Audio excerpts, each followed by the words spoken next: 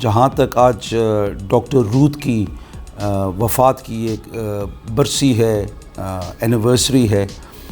ہمیں یہ خیال کرنا چاہیے کہ ڈاکٹر روت کی جو بیک گراؤنڈ ہے اس کے بارے میں ہمیں پتہ ہونا چاہیے کہ ایک جرمن نیشنل، ایک مسیح، ان کے اندر کسی قسم کا تعصب موجود نہیں تھا۔ ایک ینگ عورت پاکستان آتی ہے کراچی میں اور قدرتی طور پہ جا کے ایسے علاقے میں گئیں جہاں پہ لیپر سے جن کو یہ بیماری ہوتی ہے سکن کی،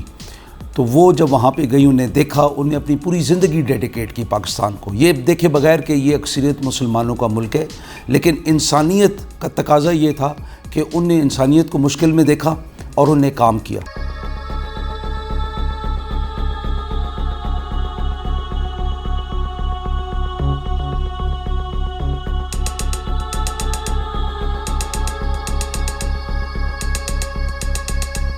ڈاکٹر رتھ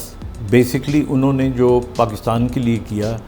وہ پاکستانیوں سے زیادہ بڑھ کر انسانیت کے لیے کیا،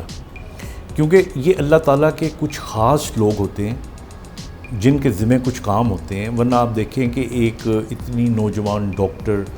جو کہ اتنی ماشاءاللہ پڑھی لکھی، گڈ لکنگ، وہ چاہتی تو دنیا میں جس قسم کی زندگی گزارنا چاہتی، آسائشوں کی زندگی گزارنا چاہتی،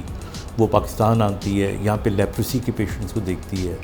اور پھر اس کا دل چاہتا ہے کہ نہیں، ان کو کوئی پراپرلی اٹینڈ نہیں کر رہا، اور وہ خود کو ساری عمر کے لیے وقف کر دیتی ہے۔